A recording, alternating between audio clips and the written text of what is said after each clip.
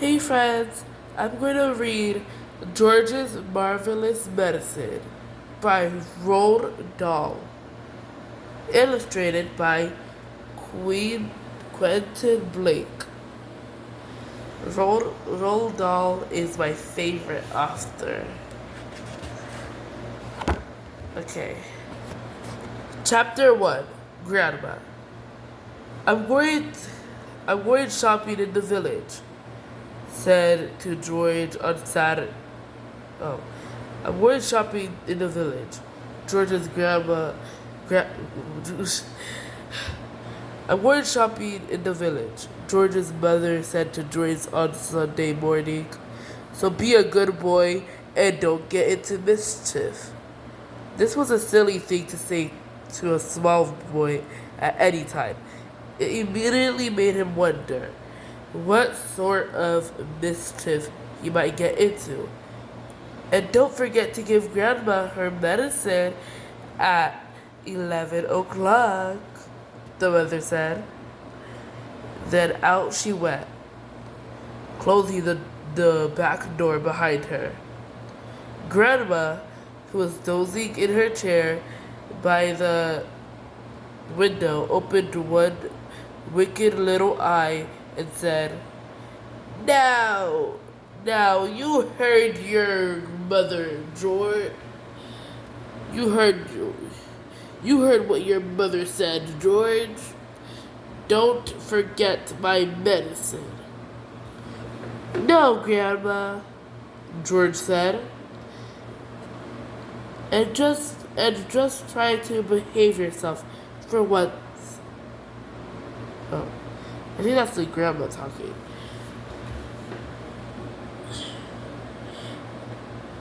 And just try to behave yourself for once while she's gone, while she's away. Yes, Grandma, George said. George was bored to tears. He didn't have a brother or a sister. His father was a farmer, and the farm they lived on was miles away from anywhere, so there were never any children to play with.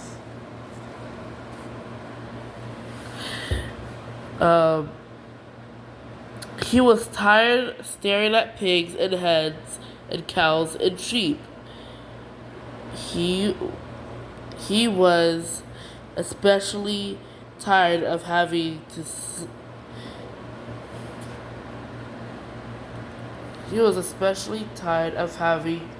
to live in the same house as her all by him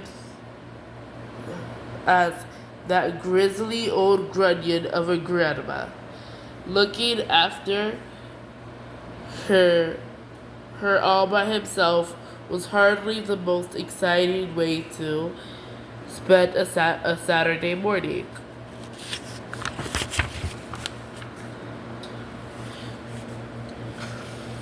You can make me a nice cup of tea for a start, Grandma said to George. That'll keep you out of mischief for a few minutes. Yes, Grandma, George said. George couldn't help disliking Grandma. She was a selfish, grumpy old woman. She had pale brown teeth and a small puckered up mouth like a dog's bottom. How much sugar in your tea today, Grandma? George asked her. 1 spoonful, she said, and no milk. Most grandmothers are lovely, kind, helpful, old ladies, but not this one. She spent all day and every day sitting in her chair by the window, and she was always complaining, grousing, grouching, grumbling. gripping about something or other. Never once, even on her best days, had she smiled at George and said, "Well, how are you this morning, George?" Or, "Why,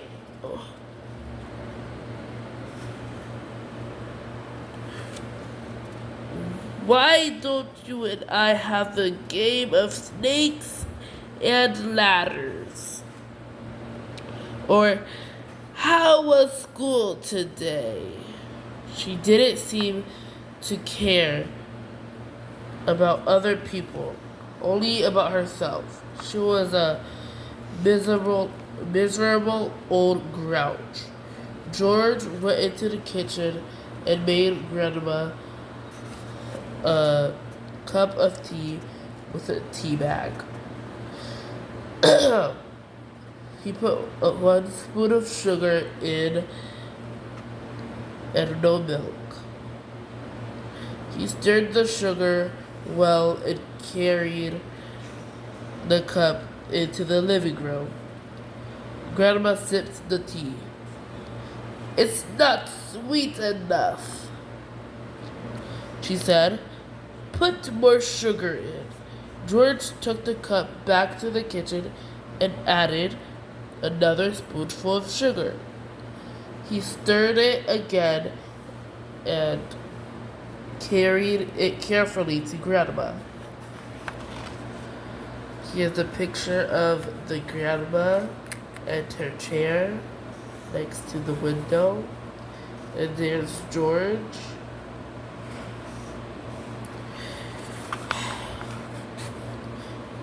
"Where's the saucer?" she said. "I won't have a cup without a saucer." George fetched her a saucer. "And what about a teaspoon, if you please?" I've stirred it for you, Grandma."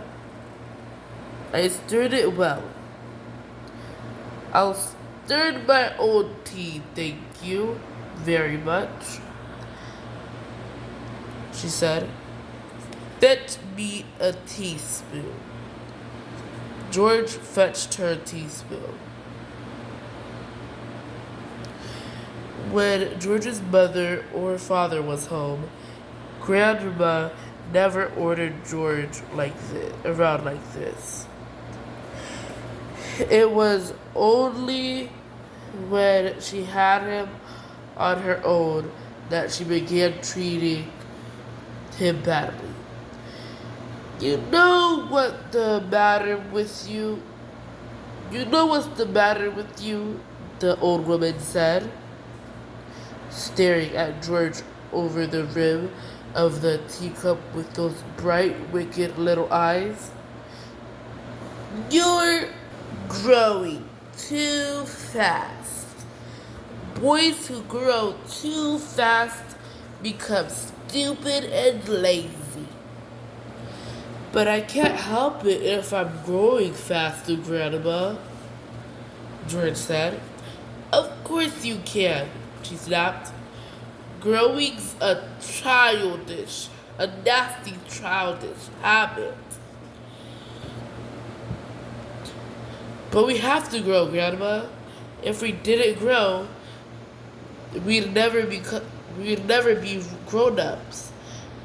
"Rubbish, boy, rubbish," she said. "Look at me. Am I growing?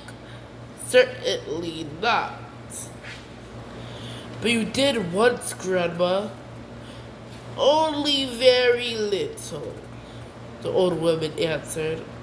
"I gave up growing when I was extremely small, along with all the other nasty childish habits like laziness and disobedience and greed and sloppiness and untidiness and stupidity. You haven't given up any one of these things, have you?" "I'm still a little boy, Grandma," You're 8 years old, she snorted. That old enough to know better. If you don't stop growing soon, it will be too late. Too late for what, Grandma? It's ridiculous, she went on. You're nearly as tall as me already.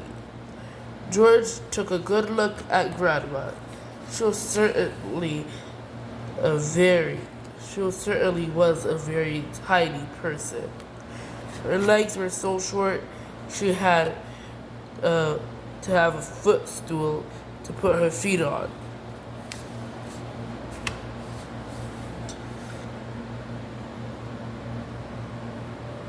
And her head only came halfway up to the back of the armchair. Daddy says it's fine for a man to be tall, George said. Don't listen to your daddy, Grandma said. Listen to me. But how do I stop myself from growing? George asked her. Eat less chocolate. Does chocolate make you grow? It makes you grow the wrong way, she snapped. Up instead of down. Grandma sipped some tea, but never took her eyes up. Never took her eyes from the little boy who stood before her. Never grow up, she said. Always down. Yes, Grandma. Then stop eating chocolate. Eat cabbage instead. Cabbage? Oh no, I don't like cabbage, George said. It's not what you like, or what you don't like, Grandma snapped. It's what's good for you that counts. From now on, you must eat cabbage 3 times a day. Mountains of cabbage. And if it's got caterpillars in it, it's so much the better. So this is the grandma talking to George.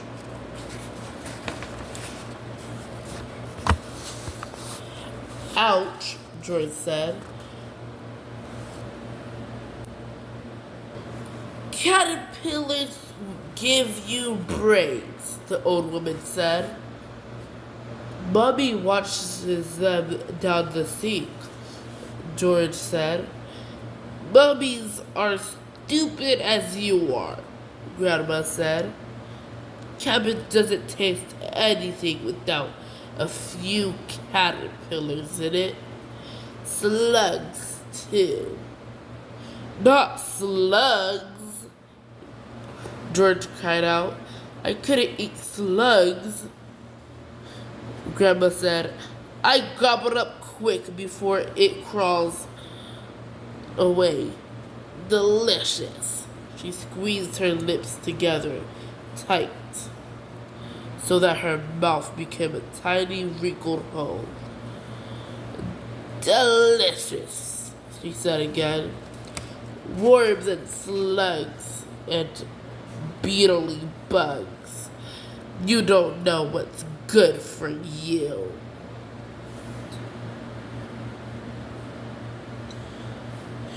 You're joking, Grandma. I never joke, she said. Beetles are perhaps best of all. They go crunch. Grandma, that's beastly. The old hag grinned, showing those pale brown teeth. Sometimes, if you're lucky, she said, you get a beetle inside the stem of a stick of celery. That's what I like. Grandma, how could you? You find all sorts of nice things in sticks of rock.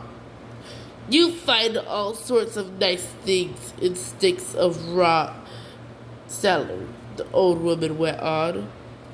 Sometimes it's earwigs. I don't want to, I don't want to hear about it, cried George. A big a big fat earwig is very tasty, Grandma said, licking her lips. But you've got to be very quick, my dear. When you put one of those in your mouth, it has a pair of sharp nippers on the back end. And if it grabs your tongue with those, it never lets go. So you've got to bite the earwig first. Chop, chop, before it bites you. George started edging towards the door. He wanted to get far away as possible from this filthy old woman. You're trying to get away from me, aren't you? She said, pointing a finger straight at George's face. Little George stood by the door, staring at old hag, staring at the old hag in the chair. She stared back at him. Could it be, George wondered, that she was a witch? He had always thought witches were only in fairy tales, but now he was not so sure. Come closer to me, little boy, she said, beckoning to him with a horny finger. Come closer to me and I will tell you secrets. George didn't move. Grandma didn't move either.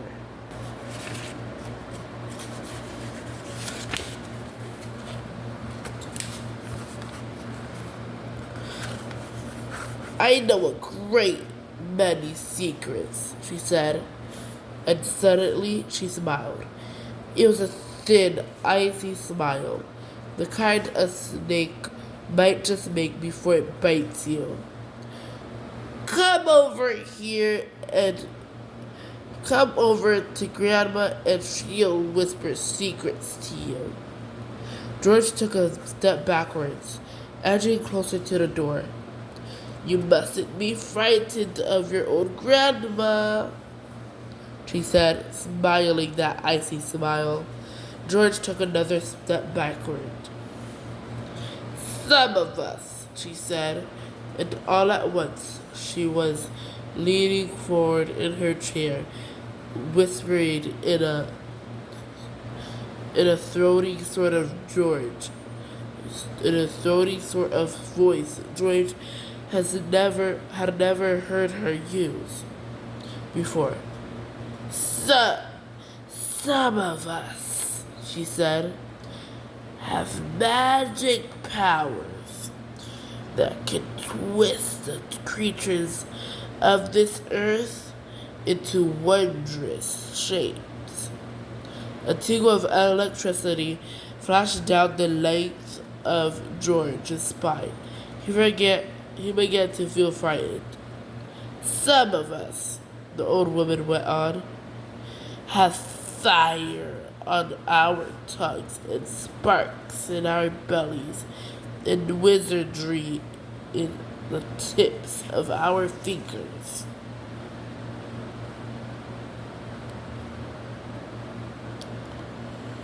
I mean, the grandma looks like a witch.